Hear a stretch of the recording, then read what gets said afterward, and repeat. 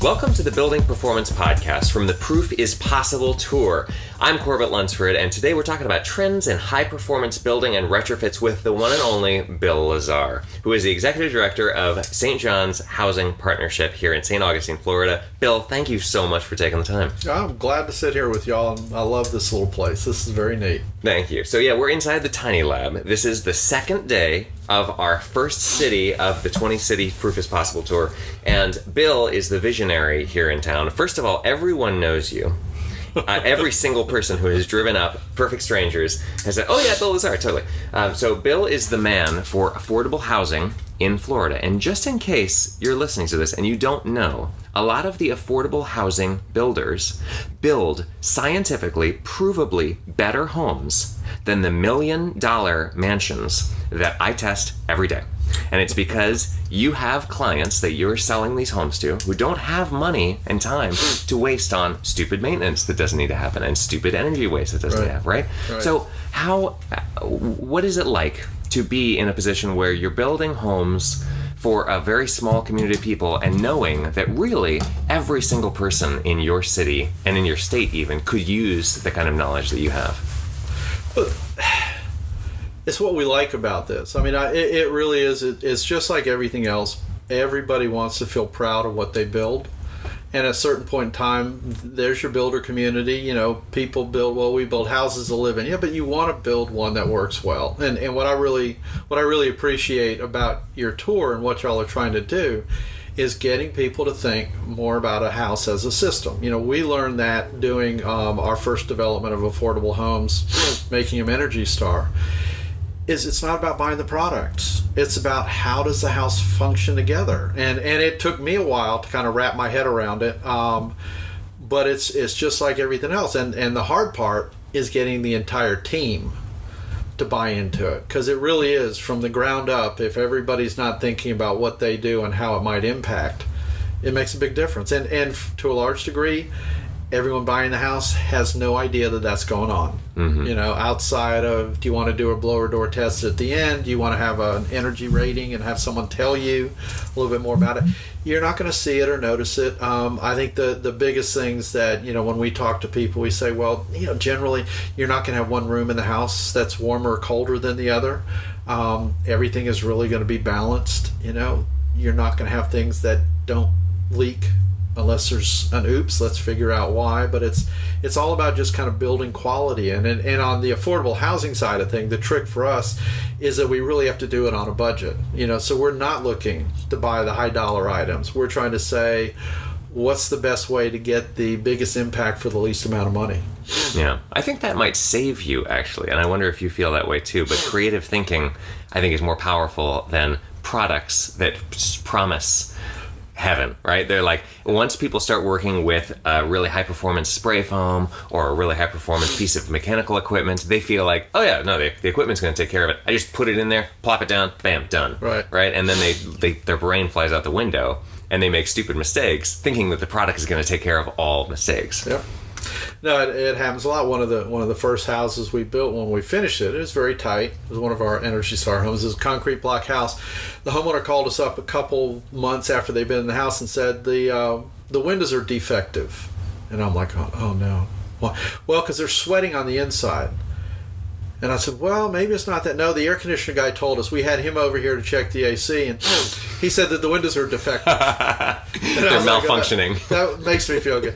What ended up happening, we foamed in the attic, and when the attic guys were foaming it in, the bath exhaust fan had just been put up, and they had just draped the ductwork over the outside edge of the house, and someone accidentally shot it full of foam, and we didn't know it. So the bath exhaust fan wasn't venting, and so you had 5 adults in this house taking showers daily in a relatively tight house that was working fine, except for all the moisture in the bathroom just kind of stayed in the house, didn't get vented out. You know, the behavioral consultants would tell the family to stop taking showers because that will save you money on hot water. Well, and you know, that's one of the interesting things I think about doing all this stuff is you've really got to, what I've really appreciated in learning from some of the energy raters that have worked with us is they don't just come into the house and start looking at the mechanical stuff. Well, let's go see. We got a leak here. This. They take time and they talk to the occupants. Well, how many of you live here? And what are your habits? And that's literally where this whole thing came out, because it was kind of like, well, my son and daughter moved in with us, so now there's 5 adults in the house and we're all taking showers. And he started adding it up and started going, okay, so it's the people, it's not the house, it's the people. And there's this minor problem, significantly compounded by the number of people in the house and their behaviors. Absolutely. So if you don't take that into account, it's you're not going to get the results you're planning to. It's just all of that. You'll find folks who want to do something and go, well, if there's only 2 of you here, then you're not going to impact a whole lot. On one of our houses, when we did a renewable energy thing, I was asking all the occupants, well, what's your utility bill? And they're all Energy Star homes. We built them, and they're all bragging. Well, mine's $60 or $70, and now it's $80, $90. I said, okay, that's pretty good. One guy goes, mine's $140. And I looked at him and I go, but you've got 4 kids. I said, do you have a lock on the refrigerator door? He goes, that's exactly what the problem is. They open the doors and they stand there and they look, and it was just the kids in and out. He says, and that impacts, you can't do anything about that. You have 4 kids in the house, that door is going to open, they're going to go in and out, the AC running and everything else. It's part of the price of having children. That's it. But you want to just take into account, it's like, it's not the house, it's how we act in the house. Yeah, absolutely. Which is interesting, because we're building these houses, and in Florida, you're an interesting place, because you have yet to adopt the blower door standard, which is kind of the beginning of all diagnostics that are about performance within the code. Starts with blower door and duct tightness testing. Now, the duct tightness, I believe you guys are not doing, is that right? Or is it already code? Not in the, well, it's actually been in the code for about 8 or 9 years, but it's at the level that the air conditioning contractor has to confirm. There's actually a form, 1100B, that the builder and the owner sign off on, that the ductwork has been tested. There's no place for the duct tester to sign or acknowledge who there is. And to be fair to the building department, up until recently, no one really knew what to do with the form. It had been written. Florida's had an energy code that has been 15% more efficient than the National Building Code for a number of years. Did incorporate the blower door stuff, but just as they talked about energy efficiency and everything else, you had the tight house concept, you had the sealed duct concept. We have utility companies that say, in a few cases, we have utility companies that literally will come in and seal your ducts for free. They have a duct sealing program that, for them, they know that they'll save money 25% of the time by just going in and testing your ductwork and looking for those leaks. But for a lot of the building inspectors, they're like, well, we don't know how to certify this, and so it was left up to the AC guy. That, ultimately, when you get down to the manual J and the manual Ds and all those things that you talk about for a properly sized AC system, which I am clueless about how to do all that math. But what's interesting is that it basically says that the HVAC contractor is figuring all of this out, and if it's on a remodel or if it's on a new construction, the HVAC contractor, there's a place on there where they check off how tight the house is. Now, it may have been loose, moderately tight, or tight, but there was no test. They just kind of looked at it and said, well, okay, if it's a masonry house, pretty good. Looks okay to me. And then I base my tonnage on, 500 square feet. Right, yeah, which is the way that they do it in the software anyway. So that's interesting. Now, you mentioned a few minutes ago that the agreement or disagreement between all of the different people who are on board, the tradespeople, the installers, right? As the executive director of your organization, you don't have to take BS from people. You decide, like, this is what we're going to do, and you get to do it. But you were saying that everybody needs to be on board for these kind of things, and I totally agree, actually. Just with building the tiny lab, it was me and my dad. Many days he would take off of work and stay, and I'm all about airtightness and all. I'm pretty willful too. I'm very confident in what I'm saying, and I would say, "Oh, here's what we're going to do with the airtightness layer," and my dad would go, "You really want to do that? I don't know." And all of a sudden, I would feel like, "Oh, yeah, maybe we should." I don't know. And if anybody is going to be totally headstrong about it, I would think that it would be me, and I just wilted like a little flower. So it was kind of amazing to think that in all of these cases, you've got probably one person, which in your organization, you're the lead visionary for this stuff, but there's going to be like one person who really knows about some of this stuff, and as soon as they get shot down on something, it makes you feel like, oh, maybe I don't know what I'm talking about. Maybe we shouldn't do this. It's risky. Well, it's just like with any kind of new technology and innovation. I mean, I really think that this is part of the future of the building industry in a lot of ways. But I also you can look at what happened in Florida over the last 10 or 15 years. There was about an 8-year period where code enforcement, the insurance industries, and builders fought about how many nails you put in a piece of plywood and what defines impact-resistant and hurricane-proof homes. But they went through this whole process, and we're kind of dealing with a lot of that right now because, even with some of the products that you've used here, we're still really trying to figure out, because when you put everything in together, you got different things that react to each other in a different way. And to some degree, we were talking earlier, some of the national software programs for energy don't take into account hot, humid climates. It's very different when you think about building a house in Florida and how much you're going to worry about cold air getting in as opposed to what you want to do to keep the hot, humid air out. And do you really want to pull hot, humid air in because it's going to stay in the house for a while if you don't get a system that dehumidifies the house? And all of that stuff, I think there's still such a huge learning curve. And, one of the big frustrations, and what I like about your program and your tour and your website, is you've got little videos and anecdotal things that give people an idea of how to think about that problem. We're trying to bring up little ideas like this in some of the high schools. We have construction academies here in St. Johns County where some of the high school students are studying construction. Well, getting them to even understand what a blower door is. We've had them come out and actually had them help build walls on one of our masonry homes, just the masonry students, learning how to put that up. Getting them to think about green building. Whether they grasp it all or not, it doesn't matter. I want it to just be part of their world, that they're thinking about that, because the more people that buy into it, then we'll have this dialogue and we'll figure out, what's the best way to do this. I don't think that for the most part we've figured out all the good ways. And the big thing that I think you see with all the energy efficient stuff, with the passive house programs and everything else, with the tiny homes, is it's got to be climate specific. And it really does make a difference. That product you want to buy for the northeast and northwest, I don't know if I'd do it here. I see I've had people call me up, I saw this program about putting all this insulation on the outside of the house and then putting new siding around it, and I go, and if you're in Colorado, that might make a lot of sense. Doesn't make that much sense here in Florida. You're not going to have, if your impact is to reduce your utility bill or to feel more comfortable, you got to look at everything and you got to sort of price it out and size it, and that's not going to be your big ticket item. That's not going to have the impact that you want. Putting PV panels on your house is going to be a waste of money if you haven't first looked at just reducing any of the other energy hogs in the house. Just getting people to think about all that.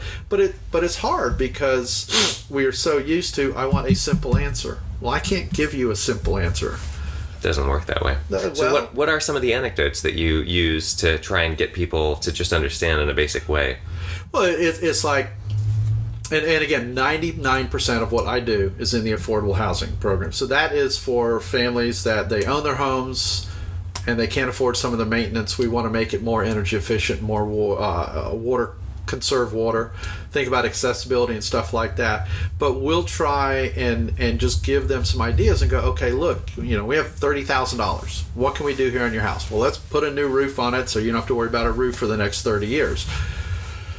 Do you really want to? Well, I want to replace all the windows. Well, if I can tell you that those windows aren't really going to have impact on your electric bill, but doing this instead will, are you interested in listening? The windows look nice. They make the house look nicer and everything else, but that's not necessarily going to make your house run more efficiently. Let's look at that air conditioning system. A lot of the houses we work in are 20, 30, 40, 50 years old. They don't have sufficient attic insulation. Some of them don't even have insulation at all. Makes perfect sense on those homes because the difference between what's there and what we can add is pretty significant, that we should blow attic insulation. But I also want to make them understand we need to test the ductwork before we fill the attic full of insulation, because if it is leaking, We want to get up there when we don't have to swim through the insulation to do it. And that's a big thing when you talk to a lot of folks about, the ductwork leaking and they don't understand it. The one thing that everybody kind of grasps is they look at the grill in the ceiling or the grill of the bath exhaust fan, and I go, when you see all that dust on it, I said, it's not because you're a lousy housekeeper. I said, it's leaking from the attic and it's pulling stuff in. It's like this vacuum effect. It turns on and it pulls some dust in before it sucks all the air out. And you can see people shaking their heads going, well, that's the way my bathroom is. And I've got a really nice house. And I go, the whole point is it can be anywhere. If you don't test it, if someone doesn't validate it, you don't know. And I think, on right now, like Florida's looking at implementing blower door testing on new homes, not existing homes, not on major rehab projects, just on new homes in 2017. Part of the resistance from the building industry and other folks is because they're not yet equipped to figure out what part of the workforce is going to help us get this right. Because generally, they're thinking about doing the blower door test right before you get your certificate of occupancy, and the next day someone is closing and moving in. Well, it's so easy, right? Yeah, and that's not when you want to test. But for a lot of these folks, they don't know that yet. And sometimes some energy raters are geeks, and they don't speak in a language that the builder understands. And so the builder gets turned off because you're insulting his 35 years of experience. And even if he wants to build it the same way he's been building it for the last 52 years, if you start off by insulting him, he doesn't get anywhere. When we started building our subdivision in Hancock Place, I had an energy rater who wanted to show us how to build a Cadillac. And I said, I can only afford to build a good running Volkswagen, but I'm going to build the best running Volkswagen I can. That's what I want to do. It took a while, but the problem with him, he was really smart, is he started with, well, this has been in the code already and most of these builders are stupid. And that's not how you get someone's attention. You don't point out that they've been ignoring something that they should have been paying attention to, or just insulting them. But that's and that's kind of the dynamic that's going on in Florida right now. It's for folks that want to. They need to know, well, who are my business partners? I'm part of a weatherization network. We have people who own blower doors and infrared cameras and do blower door testing in every county in the state. But I can tell you tomorrow that if you polled 90% of the building departments and the contractors in those communities and said, someone's got to do a blower door test on your next house, where are you going to find somebody? They'd freak. And they wouldn't have any idea because they don't know that some of our folks are out there. So it's trying to put these different networks of people together. Yeah, I think that's also because, and I hear this term a lot, the energy efficiency industry, or like the weatherization industry. Really, we're not an industry. We're part of construction, but we don't talk to like the building department. They need to know who we are. We need to have a conversation with them. And I think that schism where like, oh, we do Energy Star, and then there's the building department and the builders, and they all hang out together. It's weird because we're all like part of the same thing. Well, and Florida's very different from some states. We have building codes that require certifications for just about every aspect of our trade. State certifications. State or county, because I can be a county certified builder and just build residential homes here in St. Johns County. I can be a state certified builder and build in any county in the state. Just depends on the tests that I took and the experience I have. But it's just, it's like car mechanics, okay? We all drive a car. It usually breaks down. And how many times have we had a mechanic we didn't like? Did you get rid of the car? Did you give up on getting it serviced? No, you went and found a different mechanic. You asked around until you found a mechanic that knew how to work on your old beat-up Dodge or whatever it was. Well, at a certain point, energy raters are the same thing. There's not as many of them out there. And to some degree, I think some of the energy raters I know have been sort of getting out of the business because they haven't really found a successful business model that keeps them busy. And the certification and the equipment and everything else isn't cheap to get started. But it's part of the future. And I think, part of it is what I really like about, how you talk about problem solving and how you talk about diagnostics. Getting someone who can come into your home and help you figure out why that room on the third floor is so hot. You don't need to put a window AC up there. You need to figure out why, what's going on, and can I fix that for the next 30 years, as opposed to, well, putting a window AC in it keeps my son happy at the moment. It's a Band-Aid. Yeah, right. Not solving it. You know, in building this place and testing it, because I was on such a tight schedule, I was building in the morning and then testing in the afternoon. And honestly, I had this very interesting experience of, I'm always telling people that I wish all contractors would test their own work. Uh-huh. And there is a downside to that, which is that really when I tested, I didn't want to know. I did that test as fast and light as possible, and I was just like, that's good, we can move on to the next thing. And I found myself the next day being like, I really didn't do a very good test yesterday, but I really don't care because I have to move forward now. Well, and one thing the building industry is good at is eventually quantifying the hours it takes to accomplish something. Quality may take a little bit more, but at a certain point, you need someone to give you the benchmark, because maybe what you just need to do is do that test once the ductwork is in. Do that test once the drywall is finished. You don't have to test while they're doing all the interim stuff. So if we can give people good, reasonable benchmarks and go, okay, you don't want to just do it at the end, because at that point, you're toast. If there's a problem, you're going back and tearing something out and you're making yourself crazy. And if you don't have an energy rater and you've got your lead carpenter trying to help you figure out where the air leaks are, you're really going to hate life. It's all the windows, obviously. Caulk all the windows shut. Again. but this is where, I think as we try and get everybody to understand it, if we can offer them an understanding of this is when you want someone to come in here, because if they do it, and ideally that problem probably won't exist if you can get your tradespeople to understand at each step of the way. I was sitting in a workshop a couple years ago, and the guy said, I even provide it to the plumbers and the electricians, but I just ask them when they're done with their work if they wouldn't mind walk around with a can of foam and just foam whatever holes they cut.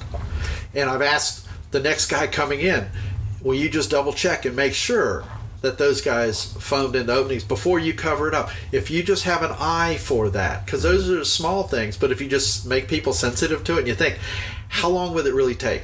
One person, 20 or 30 minutes? I mean, most houses aren't 6,000, 10,000 square feet. Right. So it won't take you long at all. If at the end of the day, one person's cleaning up and the other one's running around with that $4 can of foam, and now you're not going to have a couple of those oopses because you've been checking it and you've trained your workforce to think. I think that's one of our biggest challenges with this. It's not just the energy raters, it's not just the contractors, it's getting everybody who builds that house to understand a little bit more. And sometimes that means, taking a few more minutes to think about what you're doing. I had a friend years ago who got out of construction because he just got tired of hearing, don't worry, somebody else can cover that up. And he's just like, that's not me. I'm not going to do that. I had the contractor, Robert Marshall, I was telling you about that worked with us. When we finished building one of our houses, Robert was a custom home builder, and he was helping us build affordable housing before I got my license. And the woman who bought this house from us, her dad stopped us in the street, and he said, I can tell you put a lot of love into that house. And it was just that simple thing of, I just appreciate, nice quality work. There wasn't anything high over the top, no Corian countertops, no this. I even argued with our energy rater about, what really do I need for windows? Because I don't need these real high-end windows. I just want them to be decent, work properly, shade properly, but they don't have to be high-end because I'm not going to get my money back. Not on a 1,300 square foot house. A lot of what, we really saw with our affordable housing work is on smaller homes. It's almost harder to make a difference with any of the fancier stuff because you need more volume. You need more floor space, you need more cubic air space and everything else. On these smaller homes, you just got to build it right from the start, and then you don't have to do a whole lot else. Yeah. So you're wishing for a workforce that takes time to breathe and think before they act, and has a knowledge of paying attention to detail and of diagnostics. Where, aside from all of those things, where is any workforce in the construction industry? America's going to have to come around to funding vocational programs again. So what is this? You said you have construction academies here. What is that? Is that for high schoolers? Yeah, it's for high school. Our school district basically takes a variety of different academic disciplines and creates it's like an academy into different high schools. Like at Pedro Menendez, the one high school I'm on the advisory panel, they have a construction academy that teaches AutoCAD to students. Actually can graduate from 12th grade with a certification in AutoCAD. Wow. They have a class in carpentry for students who are interested in carpentry. They had a masonry class. The masonry instructor left. One of the big challenges is finding good people with construction background who want to teach high school. Who want, not just want to teach, who want to put up with all the annoying crap that they have to do with testing in the high school system. I think they would love to teach kids. They like to teach kids, but it's all the testing requirements that get over the top. But we have different academies that gear people to things. That same school had a medical academy that took the students, and basically part of what they try and do is have business partners like us come in and say, this is what I want them to learn. This is what I want them to know at the end of 12th grade. They're just going out into the workforce. The medical academy took the students to a local hospital, and for one semester, they were in that hospital 2 hours a day and just rotating through different departments. And what they try and do is incorporate that medical technology into their reading and writing and math assignments. So they just sort of integrate more interesting, so that learning is not so abstract. I think that's the easiest way to think about it. If you're interested in construction, then we want to get you to graduate. The big message to all these kids is you're not going anywhere if you don't graduate from high school. You have got to graduate no matter what you're planning on doing. And we're just trying to make them a little bit more knowledgeable. So at in all the high schools, they have a engineering academy at Nice High School. Creekside has a environmental engineering academy, and all these students participate in a green building competition once a year, where they just come up with their own ideas about putting turbines on the highway, so as the cars go flying by, they create wind tunnels and it creates energy out of it. And it's just whatever they want to, but it's just getting them thinking about stuff like this. And this is sort of the same thing. When we did a lot of the weatherization work under ARA back in 08 to 10 or 11 or 12, we were able to tell these contractors, we want to train your employees because we want them to do this right. And if you listen to us, and not just us as the housing partnership, but statewide, our weatherization network said, we have lots of work for you when the economy is not doing very well. So if you will take the time, train them to do this right, put pipe wrap on, put zip ties on, wrap the ductwork properly with mastic. We're not using metal tape anymore. Just simple sort of things that we said, this is what, you have a chance to bid on a lot of work. And it worked really well. We said we're not using the cheapest air conditioning systems. We want ones that have a higher SEER because they will last longer. But I'm not going to 18 SEER. I just wanted to get in that 14 SEER, maybe have a variable speed motor, depending on what it really needed. And I just think that just like with hurricane standards and everything else, we're going to figure out this energy thing, and the ones that figure it out faster will eventually find that they'll build houses and sell them faster. They'll definitely have happier customers, but it just takes a while, because it's, and what I like about what y'all do is you're not just trying to talk to, I refer to it as the saved, those of us in green building, who, a lot of the people you met are the people that have been following us with green building and affordable housing. Preaching to the choir. They're drinking the Kool-Aid. Yeah. But when you offer these opportunities for homeowners to just come in and ask you questions and talk, they're going away as a smarter consumer. The realtors that are coming into the class you're doing on Thursday, they're going to be hearing you talk about something because they do have some people that come and say, I'd like to buy an energy efficient house. And I saw there's an ad in one of the trade magazines a couple years ago where the guy said 75% of the people in America will tell you when buying a house they want an energy efficient home. 80% of those people have no idea what it entails. So all you have to do is put up a billboard that says, I make builder. Yeah, right. I build energy. Yeah, but that's the whole point. Is just like with cars, we've gotten around to where some of us really believe that miles per gallon is supposed to work. Well, and it may, but not when you put big Bubba tires on it and run it at 80 miles an hour in the woods. But it's all of these things kind of come together, and construction is such. You can't be in construction and not be into lifelong learning. It's just, you're not going to survive. You know, it's even the guys who say, I've been doing it this way for 20 and 30 years, they have changed and they've evolved. It's just, you know, wrapping your head around this small, invisible stuff is what is hard for people. You know, and it really is. You got to get everybody in, because sometimes the resistance is because of those guys doing the work. I just don't want to tell them they got to do a better job. It's like, well, you know, they're going to make your life easier. You know, don't have them put. We have one of the houses we built. I came in one afternoon. It had been raining the day before. Somebody had been playing around with a nail gun and shot all the tie back full of nails. It was so much fun. It made this nice popping sound. That's interesting. Well, we need to make the invisible visible for these people. Yeah. Well, I hope that you are well on your way to that here in Florida. And thank you very much for hosting the Proof is Possible tour here in St. Augustine. Bill Lazar, thank you very much for being on the show. Thank you. I enjoy it. I appreciate what y'all are doing. Bill is the executive director of St. John's Housing Partnership. You have been listening to the Building Performance Podcast. Tune in next time.